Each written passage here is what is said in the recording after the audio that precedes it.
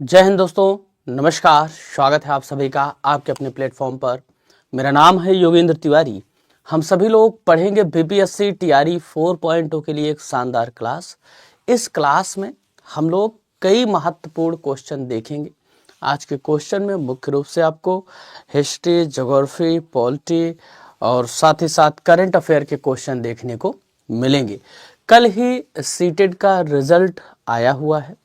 बहुत सारे बच्चे सीटेट में पास हुए, बहुत सारे बच्चे पास हुए। कई बच्चे ऐसे हैं जिनका कई बार वो असफल हो चुके थे, लेकिन इस बार वो पास हुए। उनमें से कई बच्चे ऐसे हैं जो लगातार क्लासेस करते थे। कुछ बच्चे ऐसे हैं जो कम ही दिनों में क्लास लेके सफलता पाए, लेकिन मैं हमेशा किसी कम दिन की क्लास के पक्ष में नहीं रहता हूँ। जो बच्चे असफल हुए हैं उनके लिए एक ही चीज़ है कि गलतियों से सीखिए, और ये सीखने के लिए आपको अपने पेपर का एनालिसिस बढ़िया से करना पड़ेगा। हम जब एनालिसिस करने बैठते तो हम एक चीज़ ये देखते हैं, यार इसको मारने ये जा रहे थे लेकिन मारे नहीं, ये मार दिए गलती से। ऐसे एनालिसिस नहीं किया जाता है। एनालिसिस ऐसे किया जाता है कि हमने उस समय क्या सोचा दिमाग में, और ये तब हम करेंगे जब हम पढ़े होंगे। जब सिर्फ किस्मत और तुक्के के भरोसे एग्जाम में बैठा जाएगा तो गलत हो जाए। कुछ बच्चे 1-2 नंबर से बाहर हुए हैं, थोड़ा और मेहनत करिए, कोशिश करिए बढ़िया से अच्छे से। इस बार फरवरी भी जो है तीसरे हफ्ते में आपका नोटिफिकेशन आ जाएगा, तो सीटेट वालों के लिए भी बहुत ज़्यादा अपॉर्चुनिटी है जो पास नहीं भी हुए। और जो पास हो गए वही ध्यान में रखिए, टीआरई 4.0 उनके सामने है। एक जान लीजिए, वरदान आपको मिला है कि आप सीटेट निकला हुआ, सामने टीआरई 4.0 है। इससे अच्छा काम तो मुझे नहीं लगता हो सकता है कुछ। तो इसलिए आप सभी लोग इसके लिए प्रयास करिए और बेहतर तरीके से मेहनत करिए। डेली सुबह वाली क्लास लीजिए। 15 जनवरी के आसपास, 14-15 जनवरी के आसपास आपकी टीआरई 4.0 की क्लासेस जो है आ जाएंगी, अवेलेबल हो जाएगी। आप उसको परचेज कर सकते हैं। शायद 27 से वो लाइव क्लास स्टार्ट हो जाएगी, ठीक है ना। तो क्लासेज आप सभी लोगों की स्टार्ट होने वाली हैं, उसके लिए रेडी रहिए। समय बहुत कम मिलेगा। इस बार मैं थोड़ा सा और आपको पढ़ाऊँगा, सिलेबस के बियॉन्ड भी जाके, जैसे उसने घटा बढ़ा के क्वेश्चन पूछे हैं उसको भी उसमें ऐड करके पढ़ाऊंगा। तो एंसेंट हिस्ट्री के भी कुछ पॉइंट उसमें ऐड करूंगा, ठीक है, खास करके 6 to 8 वाली क्लास में। बाकी में तो उसने कुछ इधर उधर ज़्यादा नहीं किया। पॉलिटी तो मैं पढ़ाता ही हूँ, तो पॉलिटी पीआरटी में पूछा, कोई दिक्कत नहीं है, ठीक है। तो क्लास आप सभी लोग अटेंड करिएगा। चलिए शुरू करते हैं आज की क्लास। ऑडियो वीडियो सब कुछ क्लियर है, ठीक ठाक सब कुछ चल रहा है मेरे। चलिए, हाँ, 8 नंबर के मार्क्स के लिए आपको उतने करंट अफेयर पढ़ने पड़ेंगे जितने बाकी सबको पढ़ने पड़ेंगे, ठीक है। इस सैटरडे आप सभी लोगों के लिए 2 घंटे के क्लास ला रहा हूं, जिसमें जीके जीएस हम लोग करेंगे, और संडे को करंट अफेयर के साथ भेज को करेंगे, ठीक है ना। चलिए शुरू करते हैं। आज विश्व हिंदी दिवस है, तो विश्व हिंदी दिवस की आप सभी को बधाई। हिंदी और गांधी दोनों की स्थितियां एक जैसी हैं, चाहते सभी हैं, अपनाता कोई नहीं है, ठीक है। हिंदी और गांधी 150 करोड़ का देश है, मुश्किल से 60 करोड़ लोग हिंदी बोलते हैं। हिंदी बोलने वाले लोगों को बहुत ध्रुव तारे की निगाह से देखा जाता। ऐसा लगता है कि अगर आप किसी कथित रूप से कारपोरेट के बड़े पद पर हो, या कॉरपोरेट की कोई मीटिंग चल रही हो और उसमें आप अगर शुद्ध हिंदी में बात कर लें, या किसी सरकारी बड़े पद पर हो, आप हिंदी बोल दे कहीं, तो ऐसा लगता है जैसे प्लूटो को फिर से बात की जा रही हो कि सोलर सिस्टम में शामिल कर दिया जाए 9वें ग्रह के रूप में। ये स्थितियां क्रिएट हो जाती हैं। हिंदी और गांधी दोनों विवादित हैं, मैं इसको यही कहूँगा। थोड़ा सा हिंदी पे हमें बल देना चाहिए, सिर्फ एक दिन बोलने से बल नहीं होगा। हिंदी की अच्छी अच्छी चीज़ों को सीखिए, क्योंकि हिंदी में ही हम पले बढ़े हैं ना। हिंदी ही हमारी भाषा है। हमारे देश में इतने लोग बोलते हिंदी, विदेशों में इतने लोग बोलते हिंदी, तो हमें भी ये चाहिए कि हम भी हिंदी को आत्मसात करें। और थोड़ा सा इस मुद्दे पर एक बार गहन चिंतन करने की आवश्यकता है कि हिंदी हमारी किस दिशा में जा रही है। सिर्फ बड़ा सा पोस्टर लगवाने से और बड़े बड़े आयोजन करवाने से हिंदी का विकास नहीं होगा। हिंदी का विकास तभी होगा जब हिंदी में संभावनाएं होंगी, और हिंदी में पर्टिकुलर संभावनाएं बहुत है, लेकिन सरकार उसको प्रमोट करे। मैं बार बार कहता हूँ, जैसे लड़कियों को यही लोग हैं ना जो नहीं पढ़ाते थे। अभी आपके ही माता पिता के पूर्वज कहाँ पढ़ाते थे, माई बाप पढ़ावे नहीं करते बिटिया को। कहे पराया धन है, जाएं वहीं पढ़ें जो करना है। पढ़ा रहे नहीं पढ़ा रहे, कहे बिटिया तुम भी पढ़ लो, देखो सीताराम की बिटिया पास हो गई है। पास हो गए कि नहीं पास हो गए? सीटेट पास हो गई इस बार, कल रिजल्ट आया, और अब की जो है बन जाएगी टीचर टीआरई 4 में, हैं? करे नहीं करे? तो सरकार जब प्रमोट करेगी तो निश्चित रूप से हिंदी की और बेहतर स्थितियां होंगी। जरूरत है, हमारे देश में खुदे लड़ रहे हैं हिंदी को लेकर ना, हमारे यहाँ भाषाओं को लेकर भी विवाद है, डाइवर्सिटी वाला देश है, लेकिन लगता है कि हिंदी को एक और बेहतर जो है ग्रुप की, समूह की जरूरत है जो बेहतर तरीके से हिंदी में काम कर सके। चलिए आइए शुरू करते हैं प्यारे साथियों, शानदार class. Question number 1, question number 1 देखिएगा सभी लोग, प्रश्न संख्या 1। पहला क्वेश्चन क्या कह रहा है? निम्नलिखित में से कौन सा शहर किसी देश की राजधानी नहीं है? कौन सा ऐसा शहर है जो दिए गए ऑप्शन में से किसी भी देश की राजधानी नहीं है? इसके लिए आपको पता होना चाहिए कि बाकी जो 3 शहर हैं वो किसी की राजधानी है। तो कैनबरा किसकी राजधानी है? कैनबरा ऑस्ट्रेलिया की राजधानी है। कमेंट देख रहा था, कोई बच्चा बोला है सर थोड़ा बड़ा लिखिए, हमको दिखाई नहीं देता। ठीक है, वेलिंगटन आप देखेंगे न्यूजीलैंड की राजधानी है, न्यूजीलैंड की राजधानी है, इसको याद रखिएगा। रियाद आप देखेंगे किसकी कैपिटल है? सऊदी अरेबिया की कैपिटल है, इसको याद में रखिएगा। ठीक है, तो क्वेश्चन यहां से इस हिसाब से बनते हैं, लेकिन सिडनी जस्ट एक शहर है, याद रखिएगा। ऑस्ट्रेलिया का एक शहर है, इसको याद में रखना है। ऑस्ट्रेलिया का क्या है? ऑस्ट्रेलिया का शहर है, बस इसको याद में रखिएगा। शहर तो ये भी है लेकिन ये राजधानी भी है। ठीक है ना, समझ में आ गई बात? ऑप्शन नंबर क्या हो जाएगा यहाँ पर? बी। हमसे क्या पूछा था? शहर नहीं है। क्या पूछा था? शहर नहीं है, इसको ध्यान में रखिए। ठीक है ना, कोई नहीं। क्वेश्चन नंबर 2 देखिएगा, दूसरा क्वेश्चन देखिए सभी लोग और बताइए। दूसरा क्वेश्चन क्या कह रहा है? विश्व में सबसे अधिक कोयला उत्पादन करने वाला देश कौन सा है? दुनिया में सबसे ज्यादा कोयले का उत्पादन कौन सा देश करता है? तो दुनिया में सबसे ज्यादा कोयले का उत्पादन कौन करता है प्यारे साथियों? सभी लोग बताओ। अभी मैं डेली इस क्वेश्चन को बताता हूं, दुनिया में सबसे ज्यादा कोयले का उत्पादन कौन करता है? चीन करता है। चीन ही तो करता है, कोयला भी करता है, सोना भी करता है ना। ये सब पोल काम ही नहीं कर रहा है। कोयला भी करता है, सोने का भी उत्पादन करता है, ठीक है, लोहा भी खूब उत्पादन करता है, शराब का भी खूब उत्पादन करता है, टमाटर का भी खूब उत्पादन करता है, प्याज का भी खूब उत्पादन करता है, सब्जी का भी सबसे ज्यादा उत्पादन करता है। तो आप देखें चिनवा क्या नहीं करता है? खुद खाता है झींगा और सब्जी सबसे ज्यादा पैदा करता है। समझ रहे नहीं समझ रहे? सबसे ज्यादा सब्जी ये क्या कर रहा है? पैदा कर रहा है। एक मिनट रुकना, पोल काम नहीं कर रहा है।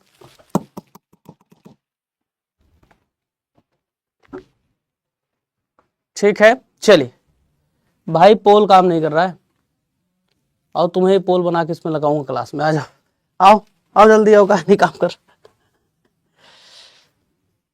चलो ठीक है, अगले क्वेश्चन पर चलते हैं। क्वेश्चन नंबर 3 देखिएगा, तीसरा क्वेश्चन देखिएगा। कह रहे दक्षिणी गोलार्ध में सबसे बड़ा दिन कौन सा है? कहां से करूं? यहां से? ठीक है, हटा दूं ये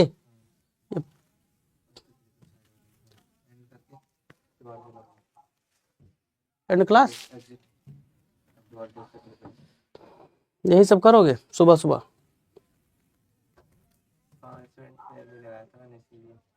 यूनिटी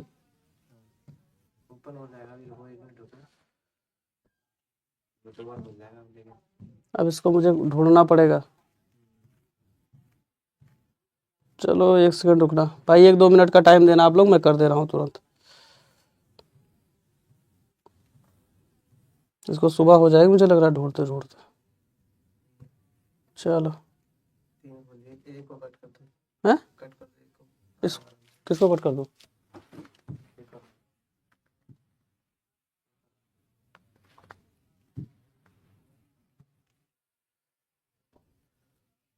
ये थे उल्टा लगा दिए थे, अभी उल्टा लगा है।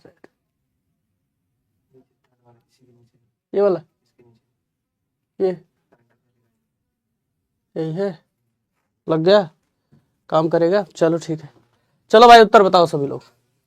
नहीं है, ठीक है, लाइट क्या बंद कर दिया। चलो, दक्षिणी गोलार्ध में सबसे बड़ा दिन कौन सा है, आप लोग बताइए। ठीक है, इसको सही करता हूं। दक्षिणी गोलार्ध में सबसे बड़ा दिन कौन सा बताइए। 22 जून, 22 दिसंबर या 21 जून या 22 सितंबर। सबसे बड़ा दिन कौन सा है, सभी लोग बताइएगा। तो ये कौन सा है, 22 दिसंबर। मैं एक बार पोल सही करवा देता हूं, क्योंकि पोल महत्वपूर्ण है, पोल में नहीं लगेगा तो कैसे आप लोगों को पता चलेगा।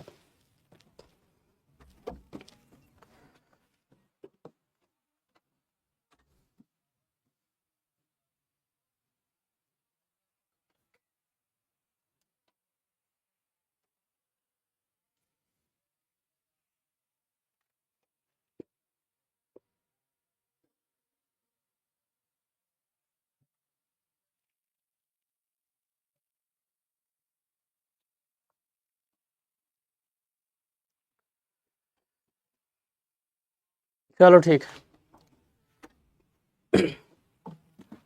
अब क्लियर है सब कुछ। चलिए, दक्षिणी गोलार्ध में सबसे बड़ा दिन कब होता है, तो दक्षिणी गोलार्ध में सबसे बड़ा दिन 22 दिसंबर को होता है।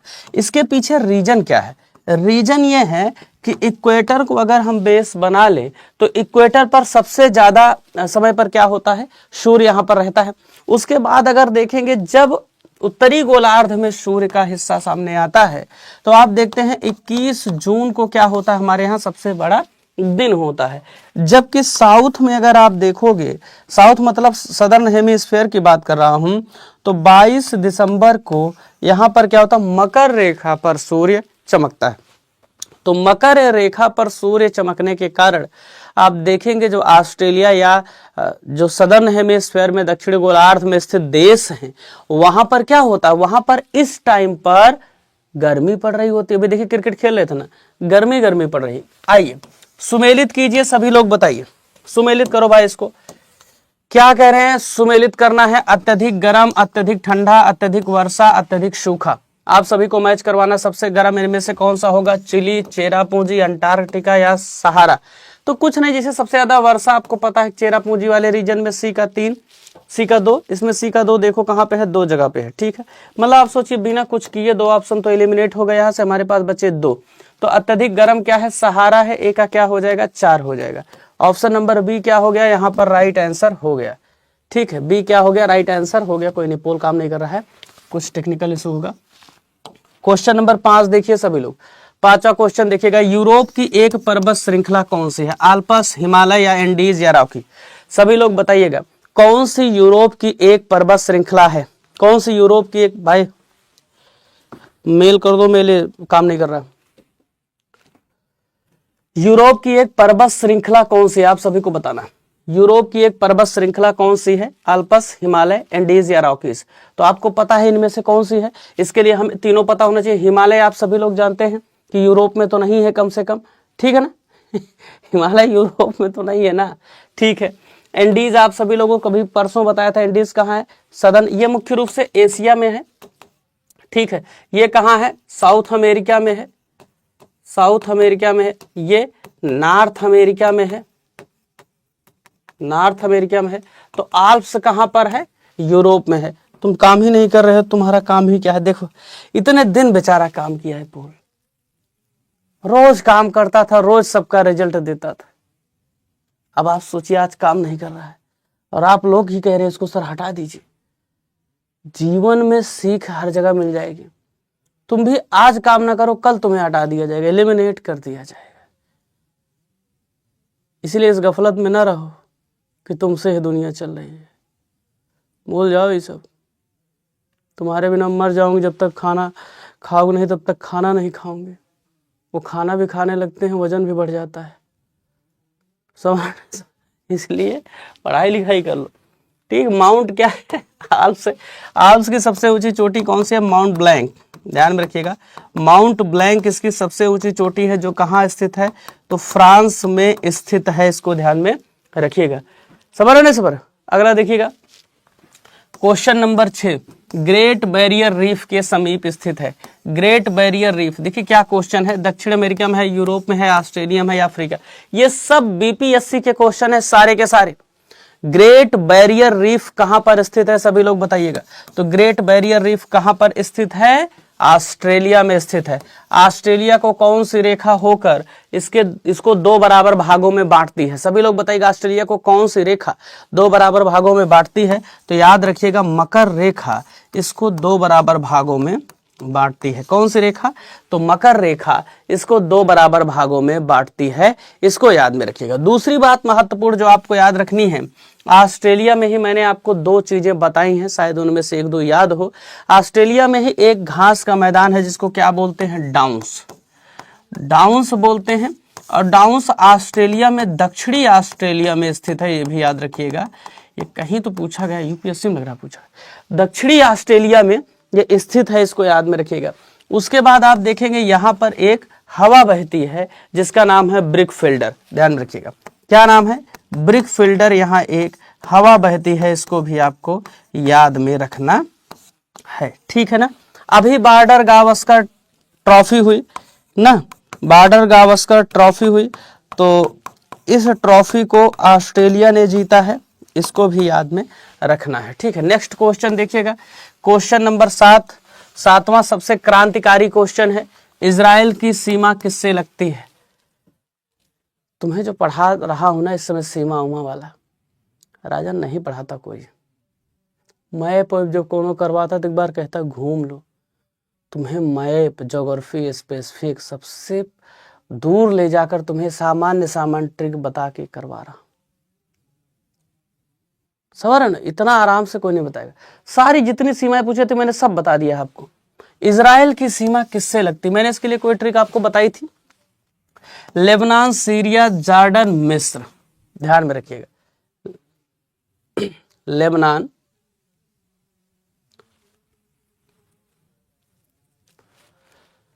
सीरिया, जॉर्डन और मिस्र, इसी से इसकी सीमा क्या होती है, लगती है, इसको याद में रखिएगा, ठीक है ना।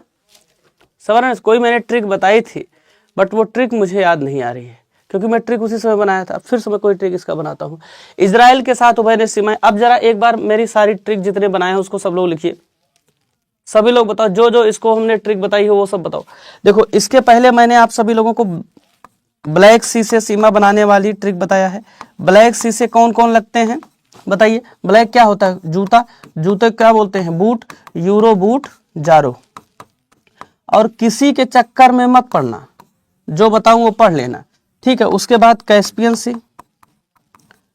कैस्पियन सी आप देखोगे कैस्पियन सी से सीमा कौन लगाता है, तो कैस्पियन सी का क्या बताया है, अकतरुई। अब देश इसमें लिखते रहो, अकतरुई ट्रिक बताया है, ठीक है। इसके बाद मैंने डेड सी का बताया है, मृत सागर, मृत सागर की सीमा किससे बताया है, फिज से लगे, फिज लगे हुए देश हैं, ठीक है। उसके बाद याद में रखिएगा, अब इसको कुछ बनाना पड़ेगा, इजराइल के साथ कौन कौन लगता है ना, चर्चा में है इस समय, तो ये पूछ सकता है, ठीक है ना, पूछ सकता है कि नहीं, ठीक है ना, पूछ सकता है, ठीक है। तो इसको कुछ ट्रिक बनाओ, ऐसे याद कर लो।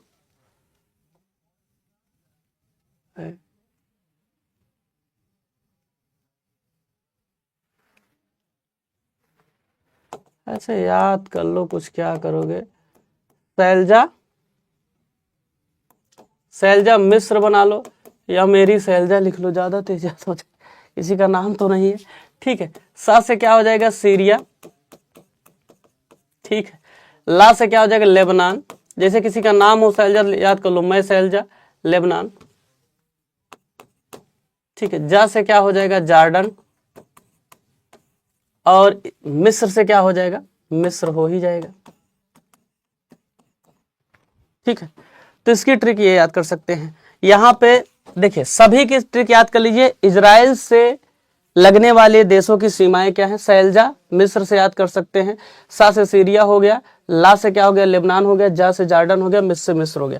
यहाँ पर यू से यूक्रेन हो जाएगा। अगर आपको देखना ब्लैक सी से लगने वाली तो यूरो बूट जारो, ब्लैक क्या होता है, जूता, जूते को ही बूट कहते हैं, यूरो बूट जारो, यू से यूक्रेन।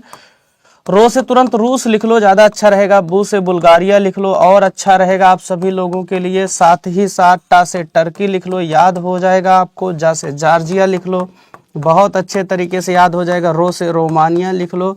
चलिए बहुत अच्छी बात है भैया। उसके बाद कैस्पियन सी से अकत रुई, ठीक है ना।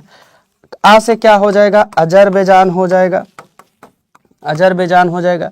का से क्या हो जाएगा, कजाकिस्तान हो जाएगा, कजाकिस्तान हो जाएगा। ता से क्या हो जाएगा, टर्की हो जाएगा, जिसको तुर्कीये बोला जाता है। रूस से क्या हो जाएगा, रूस हो जाएगा। ई से क्या हो जाएगा, ईरान हो जाएगा, ठीक है ना। मृत सागर वाली फिज याद रखिएगा, मृत वाली फिज हो जाएगा। फिलिस्तीन हो जाएगा, याद हो गया नहीं याद हो गया, जो 2-3 दिन से क्लास ले रहे होंगे याद हो गया होगा। फिलिस्तीन। आई से इजराइल हो जाएगा और जे से जॉर्डन हो जाएगा। तो आपने एक चीज देखा कि जॉर्डन को अगर आप देखेंगे तो जॉर्डन मृत में भी है और जॉर्डन इजराइल के साथ भी सीमा बना रहा है, इसको याद में रखिएगा। और जिस दिन क्वेश्चन पूछा, अम्मा बाबू याद आएंगे, ध्यान में रखिएगा। पूछा तो याद ही आएंगे, बड़े एग्जाम में पूछेगा, छोटे लोग उतना सोचबे नहीं करते, ठीक है, इसको याद रखिएगा। हाँ, बड़े लोग ही सोचते हैं कि प्राइवेट जेट हो, छोटे लोग सोचते भैया नून रोटी खाएंगे आराम से ही बस जाएंगे। अगला क्वेश्चन देखिए, गरीब लोग, मतलब जिनकी आत्मा गरीब है, बहुत गरीबों में ऐसे होते खतरनाक लोग होते, तुम जब काम ही नहीं करो तो क्या मतलब। निम्नलिखित में से कौन सी नदियां हैं, अच्छा देख रहे हो, कह रहे हैं ये बता दो कौन सी नदी है, नदी पूछ रहे हैं। आप सोचिए ऐसे कोई फंसा रहा है कैसे। विक्टोरिया एवं चाड, मरे एवं डाइन, देख रहे हो विक्टोरिया क्या है, झील है, क्या है भाई, झील है, महारानी का नाम भी है, विक्टोरिया शहर भी है, बहुत कुछ विक्टोरिया नाम से। चाड देश है, देख रहे हो नहीं, देख कैसे पागल बना रहा है। मरे डार्लिंग, ये क्या है, डार्लिंग मरेगी, क्या है ये, नदी है, इसको ध्यान में रखिएगा। मरे और डार्लिंग क्या है, नदियां हैं, ठीक है। स्वेज और पनामा क्या है, ये नहर है, क्या है भैया, नहर है, इसको याद रखिएगा, ठीक है। इरी और ह्यूरन क्या है, ये भी झीलें हैं, ठीक है ना। तो ये बस यहां से मामला इस तरीके से है। ऑप्शन नंबर बी क्या हो जाएगा, राइट आंसर हो जाएगा। देख रहा था शायद गलती सुधरी हो, बी क्या हो जाएगा, राइट आंसर हो जाएगा, इसको ध्यान में रखिएगा, ठीक। यहां पर बात क्लियर हो गई। चलिए अगला क्वेश्चन देखिएगा, क्वेश्चन नंबर 9, 9वां क्वेश्चन देखो और सभी लोग बताओ। क्वेश्चन नंबर 9 क्या कह रहा है, हैदराबाद शहर निम्नलिखित देशों में से किसमें स्थित है। हैदराबाद शहर कहां पर स्थित है, हैदराबाद शहर आप सभी लोग जानते हैं कि हैदराबाद तेलंगाना की कैपिटल है।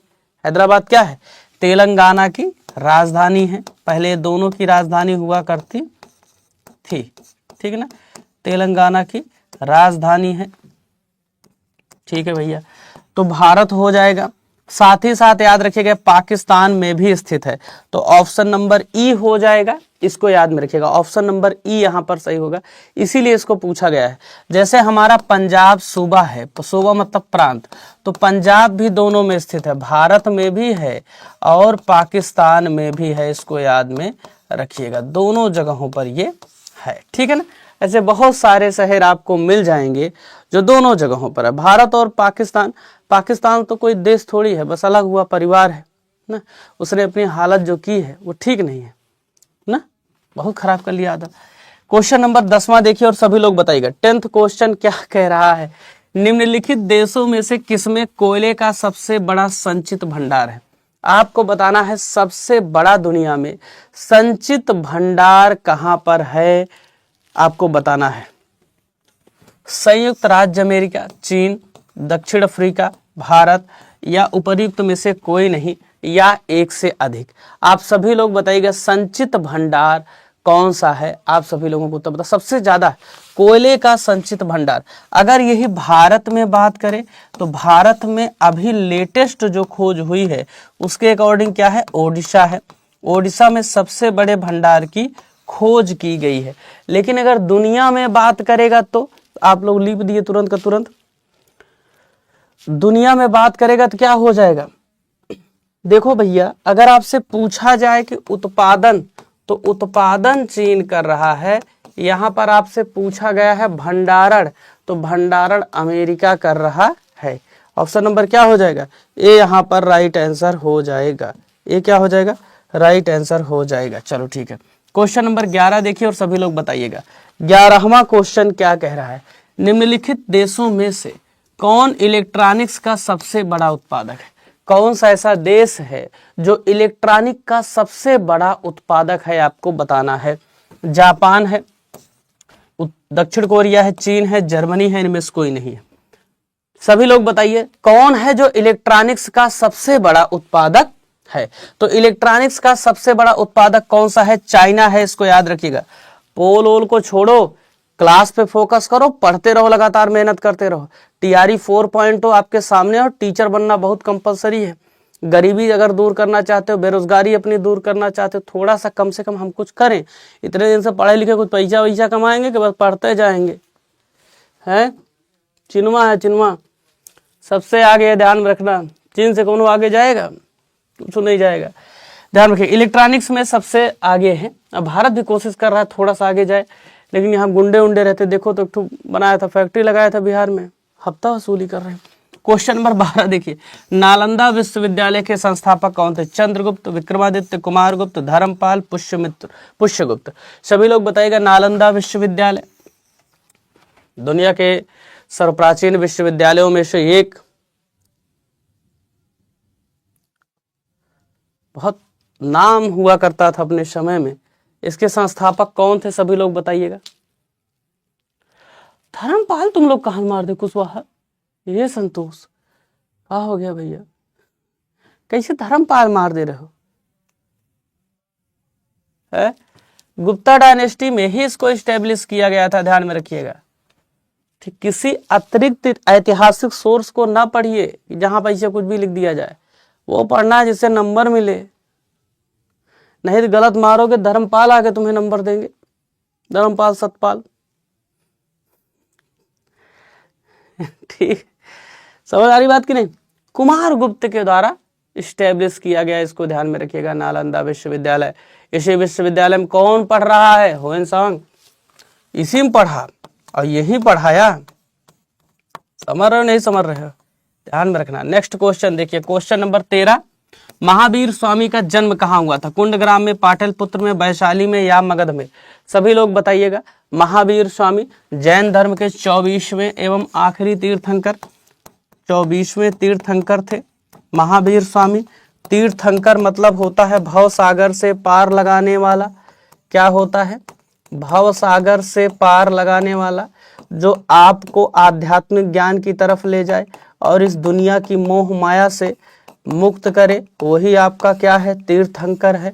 तो जैन धर्म में कहा गया है संसार के उत्सर्पणी एवं अवसर्पणी के समय, संसार के उत्थान और पतन के समय 64 सलाका पुरुषों का जन्म होगा, जिनमें से 24 तीर्थंकर सबसे महानतम होंगे।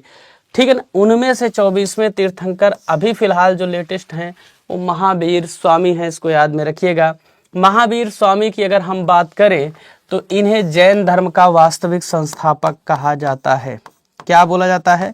जैन धर्म का वास्तविक संस्थापक कहा जाता है, इसको याद में रखिएगा। जैन धर्म का वास्तविक संस्थापक कहा जाता है, इसको भी याद में रखिएगा। ठीक है ना?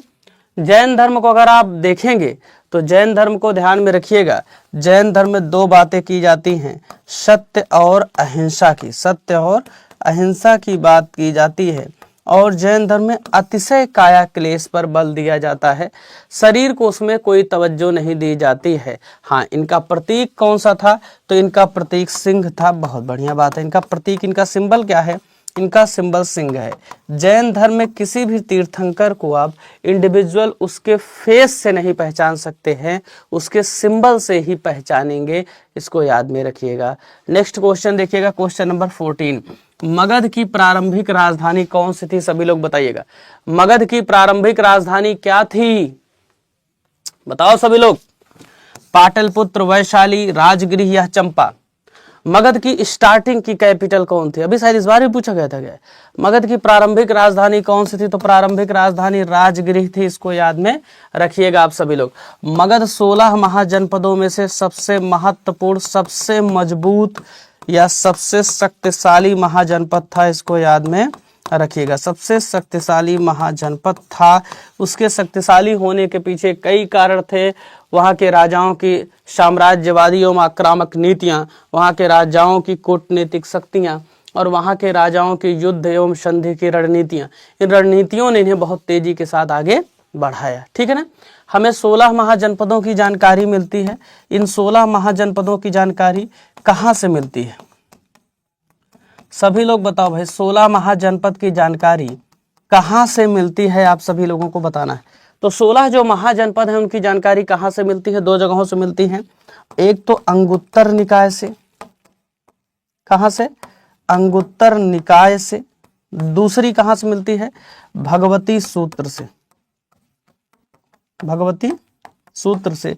ये जैन धर्म का ग्रंथ है और ये बौद्ध धर्म का ग्रंथ है।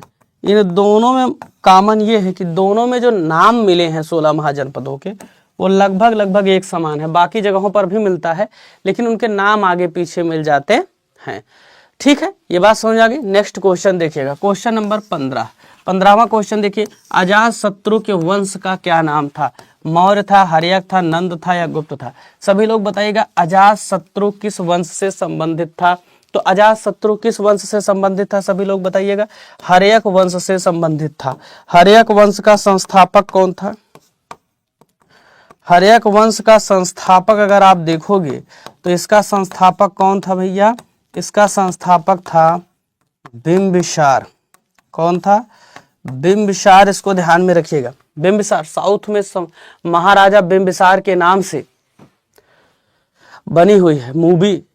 ठीक है, ठीक। तो हर्यक वंश के संस्थापक कौन थे? बिंबिसार। इसको ध्यान में रखिएगा। ठीक है ना, समझ में आ गई बात कि नहीं? पोल और फिर से नहीं चेक करेंगे? कह रहे हैं सर फिर से एक बार पोल चेक कर लिए, जो गया सो गया, क्या फिर से चेक करें? उसको कल चेक करके सही करना। क्वेश्चन नंबर 16 देखो, कह रहे हैं तृतीय बौद्ध सभा किस स्थान पर बुलाई गई थी? आप सभी लोगों को बताना है। तीसरी बौद्ध सभा किस स्थान पर बुलाई गई थी? आपको बताना है।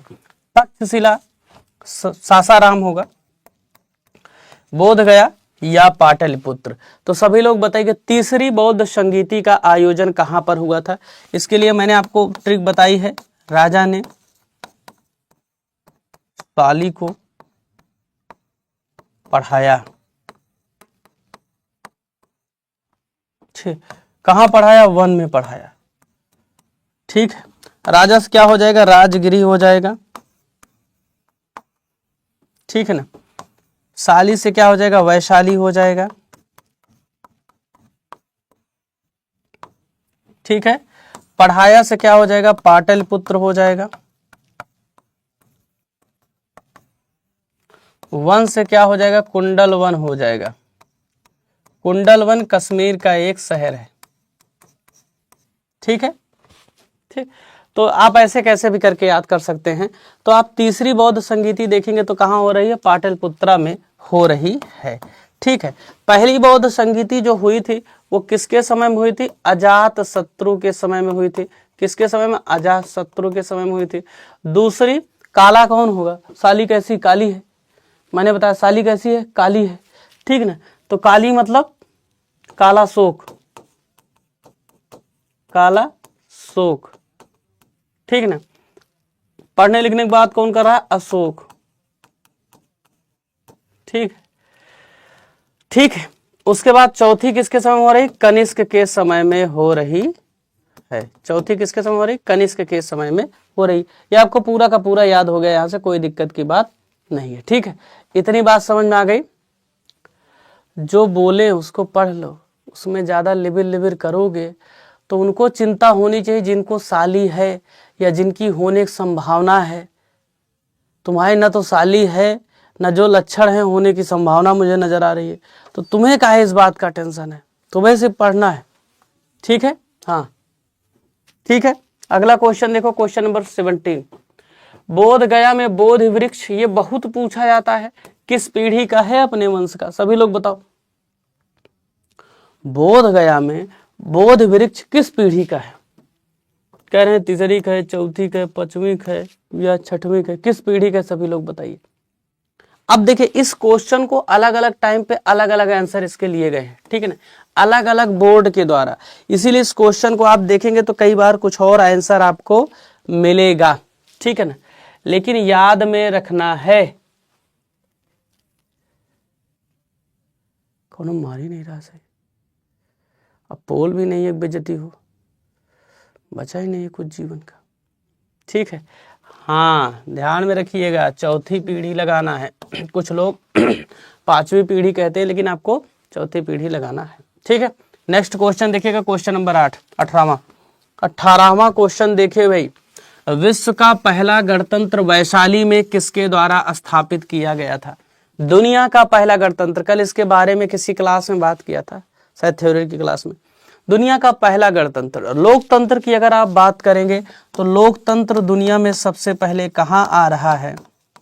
तो लोकतंत्र दुनिया में सबसे पहले कहाँ आ रहा है? यूनान में आ रहा है, ठीक है ना। लेकिन अगर गणतंत्र की बात करेंगे तो गणतंत्र कहाँ आ रहा है? लिच्छवियों के यहाँ आ रहा है, इसको याद में रखिएगा। लिच्छवियों के द्वारा दुनिया का पहला गणतंत्र स्थापित किया गया।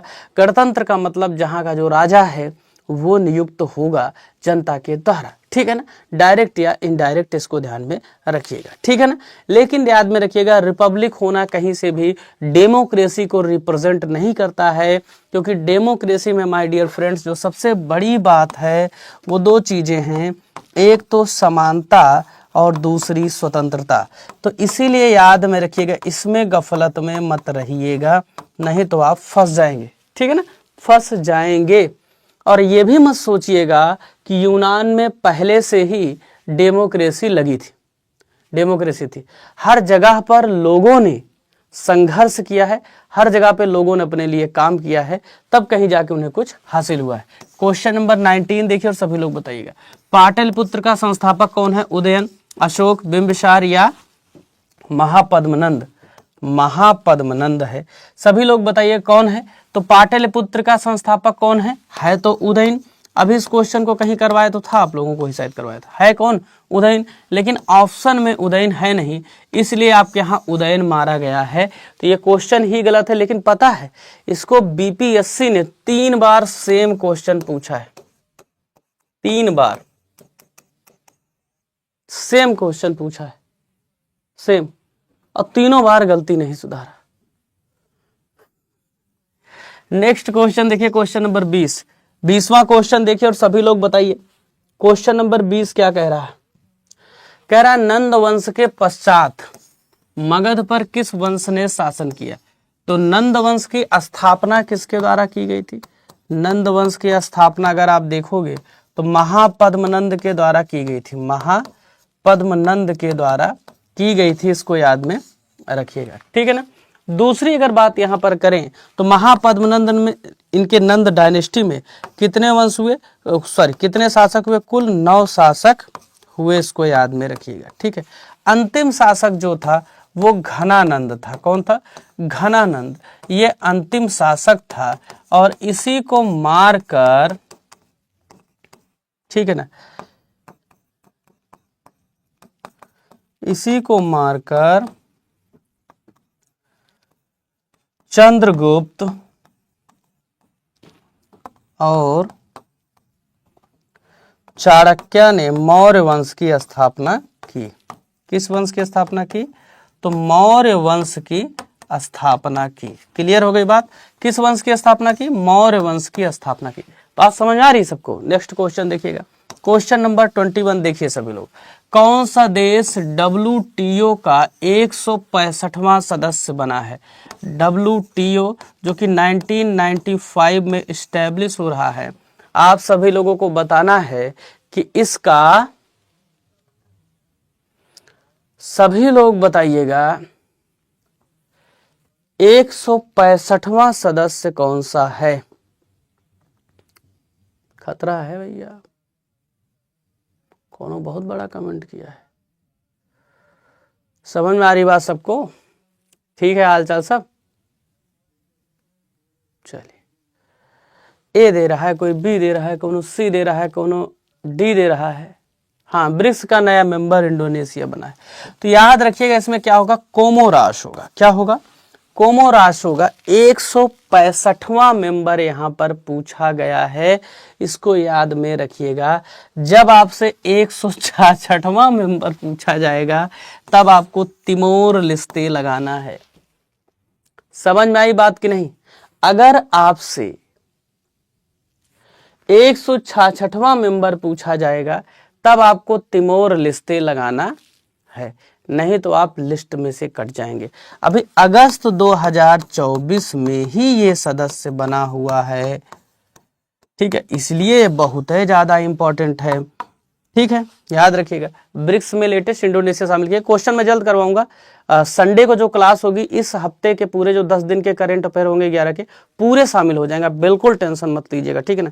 करंट अफेयर का चप्पा चप्पा छान मारेगी, एक भी पैसे की टेंशन नहीं लेना। क्वेश्चन नंबर 23 देखिए, हाल ही में प्रधानमंत्री ने किस जगह पर कुलशेखरपट्टनम स्पेस पोर्ट की आधारशिला रखी?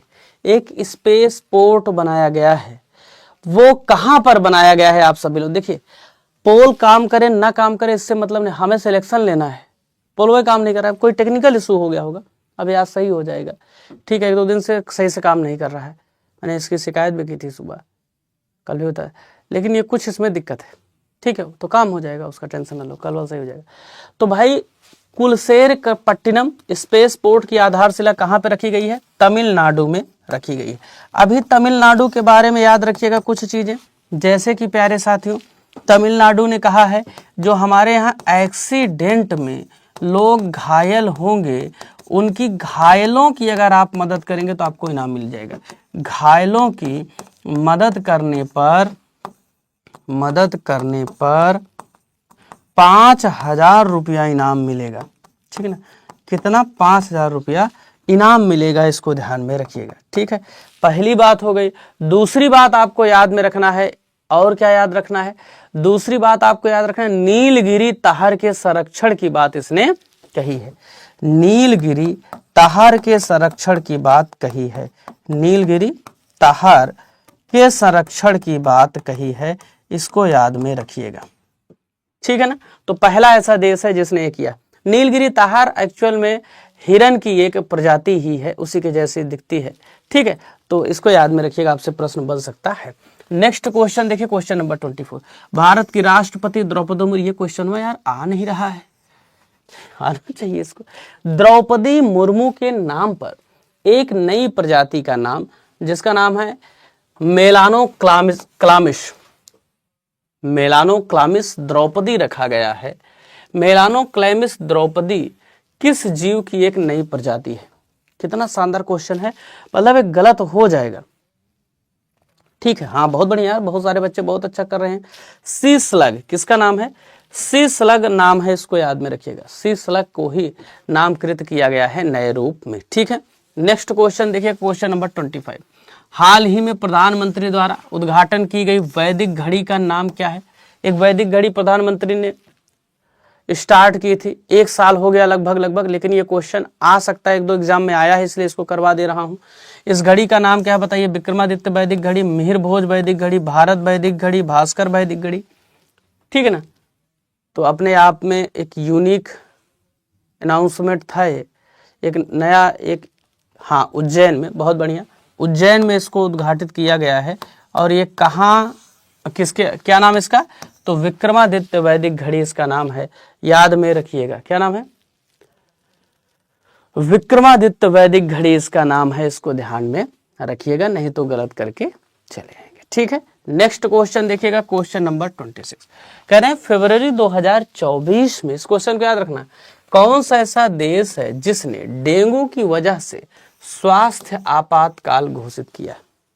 हमारे देश में डेंगू के मुद्दे पर कोई बात ही नहीं की जाती, साफ सफाई के मुद्दे पर कोई बात ही नहीं की जाती। जिस स्कूल में पढ़ते हैं वो भी गंदा रहा है, जहाँ रहते हैं वो भी गंदा रहा है।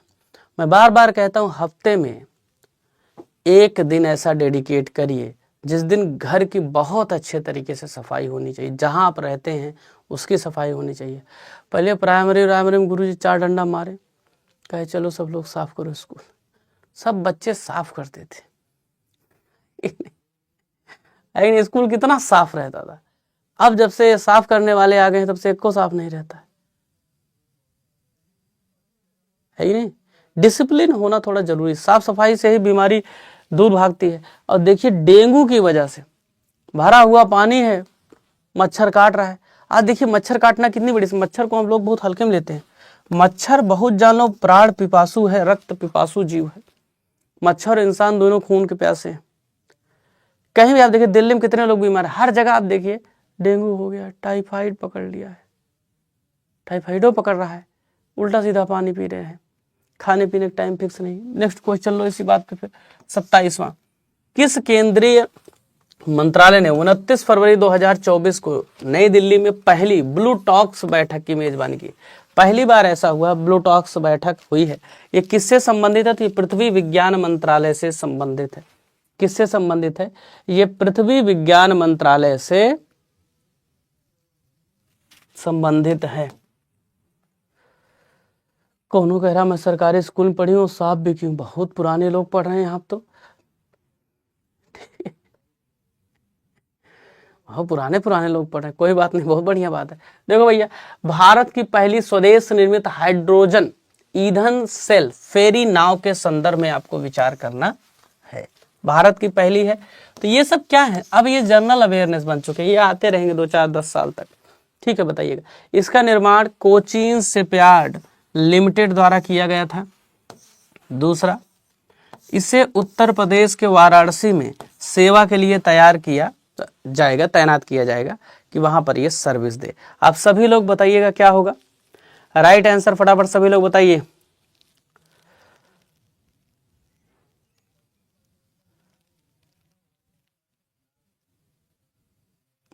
कौन कह रहा सर यहाँ बच्चों के पापा भी पढ़ रहे हैं?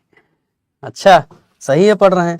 जिसके पापा पढ़े लिखेंगे उसके बच्चे पढ़े लिखेंगे, 3 पीढ़ी एक साथ हो गई ना। पढ़ने लिखने कोई उम्र समय नहीं होती। लोग आपको हराने के लिए, लोग आपको पीछे देखेंगे, भाई ये आप क्या पढ़ेंगे, क्या करोगे? पढ़ेंगे भाई, जब तक हमारे पास समय तब तक पढ़ेंगे। पढ़ते रहना ही आगे बढ़ने का जो है जरिया है, नहीं मामला हो जाता है खराब। क्वेश्चन नंबर 29 देखो, भारत का पहला ग्रीन हाइड्रोजन हब बंदरगाह कौन सा है? पहला ग्रीन हाइड्रोजन हब बंदरगाह कौन सा है? दीनदयाल बंदरगाह कांडला, जवाहर नेहरू पोर्ट नवी मुंबई, या चिदम्बरम बंदरगाह, या कोचीन बंदरगाह? कौन सा बंदरगाह इनमें से है? तो ऑप्शन नंबर सी है वीओ चिदम्बरम बंदरगाह। इसको याद में रखिएगा, पहला ये ग्रीन हाइड्रोजन हब बंदरगाह है, इसको याद में रखिएगा। ठीक है ना। तमिलनाडु, सर पोल नहीं काम कर रहा है आज, इसीलिए तो नहीं लगा पा रहे हैं ना। पोल की यार, तुम लोग पोल का टेंशन, तुम्हें पोल सिलेक्शन देगा, तुम खुद सिलेक्शन लोगे। आज काम नहीं कर रहा, कल से काम करेगा, कोई दिक्कत हो गई, उसको बुखार पकड़ लिया। किस राज्य की कैबिनेट ने मुस्लिम विवाह एवं तलाक पंजीकरण अधिनियम 1935 में को निरस्त करने का निर्णय लिया? कौन सा ऐसा राज्य है जिसकी कैबिनेट ने कहा है कि मुस्लिम विवाह एवं तलाक पंजीकरण अधिनियम 1935 में जो आया था उसको हम निरस्त करेंगे? तो कौन निरस्त कर रहा है बताइए? उड़ीसा, गोवा, असम या त्रिपुरा? कौन निरस्त किया? असम। कहा हम समाप्त करेंगे इसको। ठीक है, समझ नहीं समझ? ठीक, तो ये मुद्दा है कुल मिला के। ठीक है, हमारे देश में विवाह भी एक मुद्दा है, तलाक भी एक मुद्दा है, पूजा पाठ का तरीका भी एक मुद्दा है, क्योंकि हमारे यहाँ चीजें अव्यवस्थित हैं, ये इसीलिए एक मुद्दा है। हम जब सरकार इस पे काम करती है तो हमें लगता है कि हमारे मामले में इंटरफेयर कर रही है। ठीक है, वो इसीलिए इंटरफेयर कर रही है कि हमारा तरीका कुछ गड़बड़ है, कहीं ना कहीं किसी चीज में कुछ ना कुछ गड़बड़ी है, इसीलिए ऐसा किया जा रहा है। ठीक है, तो सरकार के ज्यादा जो काम करे उसको बहुत ज्यादा ऐसे मत लिए, वो राजनीति के प्रेरित नहीं होता। वो राजनीति जो पार्टियां बयान देती हैं अलग है, ये मामला अलग है। ठीक है ना, काम करना अलग बात है, वो सरकार काम करती दिखाती तुम्हें कुछ और है। आइए देखते हैं एक बार क्या मसला है आज का। कमेंट पढ़ लेता हूं आप सभी लोगों के, देखता हूं क्या आप लोगों ने संदेश भेजे। बहुत सारे बच्चों कुछ क्वेरीज हैं, तो देखते हैं क्या क्या मामला है। अनुराग मिश्रा जी हमारे साथ जुड़े हैं, विक्की सिंह, मिस लवी हैं, चलिए हीना कुमारी, बटरफ्लाई भी फ्लाई कर रही हैं, ठीक है, रिद्धि कुमारी, साधना, सभी लोग पढ़ते रहे, आदित्य राजपूत, दिलीप, मेहर, चलिए आइए देखते हैं कविता जी। सबके कमेंट देख लेते हैं तेजी के साथ। सर आपकी क्लास बहुत यूजफुल रहती है, thank you so much. Gauri ji हैं, कोमल बहुत बेहतरीन क्लास है, न्यू स्टूडेंट हूँ, 1 वीक से क्लास ले रही हूँ, लेकिन घर के काम की वजह से लाइव नहीं ले पाती हूँ, पर पूरी कोशिश करती हूँ कि क्लास अटेंड कर पाऊँ। Thank you so much. ठीक है, आपको पढ़ते रहना है भैया, कोशिश मत करिए, जान लगा दीजिए। कोशिश कुछ जान लगाओ, जान पढ़ोगे नहीं सिलेक्शन में नहीं होगा। पढ़ना पड़ेगा ना भाई, सीधी बात है। पढ़ो, उसके लिए टाइम दो, चाहे जैसे दो, दूसरा काम हटाओ, कुछ हो लड़ाई झगड़ा मारपीट कुछ हो जाए। सर जी थैंक्स, इन्फॉर्मेटिव सेशन था। फ्रांसिस ठीक है भैया। शिखा जी धन्यवाद। जितने लोग हैं, अमृता जी, आफरीन, कौन डिजाइन में नाम लिख देता है तो पढ़ने में नहीं आता, आकांक्षा है शायद, आकांक्षा पांडे, ठीक है, थैंक यू। रमेश मल्लाह जी हैं, धन्यवाद रमेश जी। स्नेहा सिंह, पूनम जी हैं, ठीक है। सुनी चतुर्वंशी चित्रवंशी, सर आज आपसे एक शिकायत है कि ये शिकायत ये थोड़ा बड़ा लिखा करिए, अभी मैं क्लास नहीं ले पाती थी तो दिक्कत होती थी। बड़ा तो लिखते हैं, इतना बड़ा लिखते हैं, और बड़ा, इसीलिए हम बोले ना, इसको पढ़े थे तो और बड़ा हम कहे करवा ही देते एकदम बड़ा। अगला देखो, नाइस सेशन, ठीक है भैया, सबका धन्यवाद। जितने भी लोग हमारे साथ जुड़े हैं, सुपर क्लास देते हैं सर, बहुत बहुत धन्यवाद। मुकेश जी, ज्योति जी, ठीक है, जो भी लिखा है, क्या लिखा, वंदना मदेश, वंदना क्या लिखा, धन्यवाद, थैंक यू। चलिए भाई, सुनीता जी, आकांक्षा पांडे सर आप बहुत अच्छा पढ़ाते हैं, लेकिन जो क्वेश्चन बहुत इंपॉर्टेंट है आपके हिसाब से या टफ हैं, कम से कम बच्चे आंसर किए, उस क्वेश्चन को प्लीज रिपीट कर दिया करिए 2-3 दिन बाद, तो रिवीजन जैसा हो जाएगा। पहले मैं रिवीजन की एक क्लास रखता था, वो अभी जो है थोड़ा सा नहीं कर रहा हूँ उसको, उसकी जगह मैं दूसरी चीज़ें पढ़ाता हूँ आप लोगों को, बट मैं रिवाइज करवाऊंगा, ध्यान में रखिएगा, बस पढ़ते जाइए आप सभी लोग, ठीक है ना, ठीक, ये बात समझ आ गई। चलिए, one of the best teacher for ST, Priyanka Kumari ji, thank you, class बहुत ही बेहतरीन होती है, धन्यवाद सर। करंट अफेयर के भी क्वेश्चन कुछ करा दीजिए, आज ही तो करवाया 10 क्वेश्चन, ठीक है। आप बिल्कुल, मैं करंट अफेयर के क्वेश्चन हर करवाता हूँ, हर टॉपिक, लेकिन टॉपिक आप जानते हैं ज़्यादा हैं, तो 10-10 अगर भी लेता हूँ तब भी 30 क्वेश्चन 3 ही टॉपिक कवर हो पाता है, कोई एक टॉपिक डेली अगले दिन के लिए होल्ड होता है। चलिए सर आप बहुत अच्छा पढ़ाते हैं, आपके बोलने का अंदाज मस्त है, लाइव कभी नहीं देख पाता तो रिकॉर्डेड भी देखता हूँ, thank you sir. Vivek Singh ji, ठीक है भैया, पढ़ते रहिए, जैसे पढ़िए सिलेक्शन लीजिए कुल मिला के।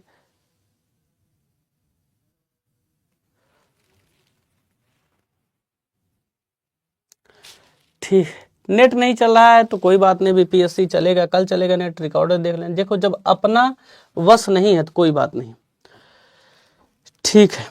Thank you so much sir, आप बहुत ही खतरनाक पढ़ाते हैं, खतरनाक पढ़ाते हैं सर जी, बहुत अच्छा आपसे लगता है, आपसे पढ़ के आप हट के पढ़ाते हैं, सिर्फ क्वेश्चन ही नहीं करवाते, ये मुझे बहुत अच्छा लगता है, 1 क्वेश्चन में अनेक क्वेश्चन का सोल्यूशन आप दे देते हैं sir ji, super, thank you. जितने भी लोग हमारे साथ जुड़े, डेली वर्ड हिस्ट्री और प्राचीन के भी कुछ क्वेश्चन रखिए। ऐसा डेली कैसे हो सकता है संजू जी, नहीं हो सकता ना डेली ना, क्योंकि वर्ड हिस्ट्री के सिर्फ और सिर्फ आप देखेंगे तो वो 6 to 8 में स्पेसिफिक में पूछेगा आपसे क्लास ना, तो उसको कभी करवा दूंगा कुछ क्वेश्चन, डेली नहीं रह सकता, डेली रखूंगा तो फालतू जो पीआरटी और बाकी बच्चे जनरल पेपर लिए पढ़ रहे हैं उनको भी टेंशन होगा ना, इसीलिए उसको, जिससे क्लास डिस्टर्ब होती है, तो 1-2 क्लास, कभी 3 क्लास 4 क्लास, बाकी पेड में तो चलेगी ही, उसके लिए अलग से रखूंगा, ठीक है ना, ऐसा नहीं रखूंगा, रखूंगा करवाऊंगा, ठीक है। एंसेंट तो रखता ही हूँ यार, एंसेंट तो आज ही इतने क्वेश्चन मैंने करवाए, ठीक।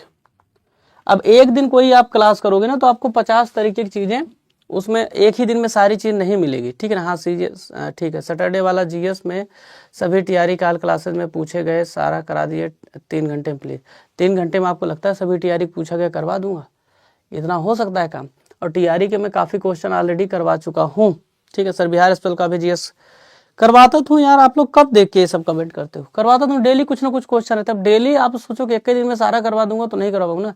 संजय कुमार, संजू जी धन्यवाद, लगातार लगने का परिश्रम जरूर उसका फल मिलता है। चांदनी Kumari ji, sir paid class लेना है कैसे करें टीआरई 4 के लिए, टीआरई 4 के लिए अब 14 या 15 से स्टार्ट है बैच, आपको वहां से पहले आप लोग परचेज कर लेंगे, उसके बाद शायद 27 या ऐसे 25 के अराउंड ही आपकी क्लास स्टार्ट हो जाएगी।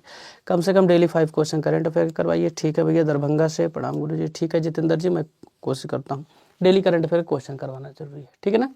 हाँ मैं जान रहा हूँ रिवीजन भी जरूरी है, ये भी देख रहा हूँ, ठीक है, टीजीटी का हो जाएगा भैया, जिसका भी जनरल पेपर वाला हो जाएगा पूरा पूरा, आप उसके लिए टेंशन मत लीजिए। सर मेरा बस चले तो आपको पीएम बना दूं, लेकिन अभी खुद ही किस पायदान पर नहीं पता है। प्रदीप कुमार जी, वोट तो देते हो ना, तुम्हारे वोट का ही काम है। ठीक है, नहीं भाई, धन्यवाद आपके इतने प्यार के लिए, थैंक यू। वर्ड हिस्ट्री करवाइए सर प्लीज। ठीक है, वर्ड हिस्ट्री करवाता हूँ sir. SST BPSC TRE 4 point exam दे देना चाहता हूँ, हिंदी क्वालिफाई हूँ, जिसमें 107 नंबर है, मेरा बीए लास्ट ईयर में, हिस्ट्री प्राचीन है। तो हिस्ट्री है तो हिस्ट्री एक डालिए, दूसरा सब्जेक्ट कोई और लीजिए। ठीक है भैया, 6 to 8 में हिस्ट्री और ज्योग्राफी ले सकते हैं, नहीं ले सकते भैया, हिस्ट्री और ज्योग्राफी को एक साथ नहीं रख सकते हैं। तो चलिए, सभी का बहुत बहुत धन्यवाद, जितने भी लोग हमारे साथ जुड़े, मेरे प्यारे साथियों, आप सभी लोगों को कल की क्लास में मिलूंगा। आप सभी का बहुत बहुत धन्यवाद, आप लोग मेरा इतना सपोर्ट करते हैं, इतना मुझे प्यार देते हैं, इसके लिए शुक्रिया, जितने भी लोग हमारे साथ हैं। और एक चीज़ आप सभी लोगों से बता देना चाहता हूँ, जितने भी लोग क्लासेस में पास हुए हैं ना, सब लोग अपने एक्सपीरियंस हमारे साथ टेलीग्राम ग्रुप पर जरूर शेयर करें, चाहे वो टीआरई 3.0 के बच्चे हों, चाहे वो एस्टेट के बच्चे हों, चाहे इस बार जो सीटेट पास हुए हों उनके बच्चे हों। नहीं उठाएंगे डंडा, मारेंगे आप लोगों को। ठीक है, देखो होता क्या है, जब हम अपने एक्सपीरियंसेस शेयर करते हैं तो जो बाकी लोग होते हैं वो भी इंस्पायर होते हैं। अभी किसी बच्चे ने कहा सर हम 4 बार सीटेट दिए, नहीं निकला, अब की निकला हमारा सीटेट आपसे पढ़ के। अब सोचो, ये नहीं निकला अलग बात नहीं, ये उसके जुझारूपन को दिखाता है। और टीआरई 4.0 सामने है, उसके सामने एक एग्जाम है, निकाल दे खटाक से, काम हो गया, हो गया नहीं, सारा परिश्रम सफल। तो परिश्रम सफल होगा तभी जब कंटिन्यूटी के साथ लड़ोगे। तो इसलिए अपने एक्सपीरियंसेस हमारे साथ जरूर से। सर जो आपका नेम है वही मेरे हस्बैंड का नेम है, लेकिन आपके और उसकी सोच में बहुत डिफरेंस है। इसमें कौन सी बात है, नाम तो किसी का भी कुछ भी हो सकता है यार। ठीक है, चलिए। वो भी ऐसे खतरनाक खतरनाक कमेंट कर। चलिए, थैंक यू, मिलते हैं कल की क्लास में, धन्यवाद।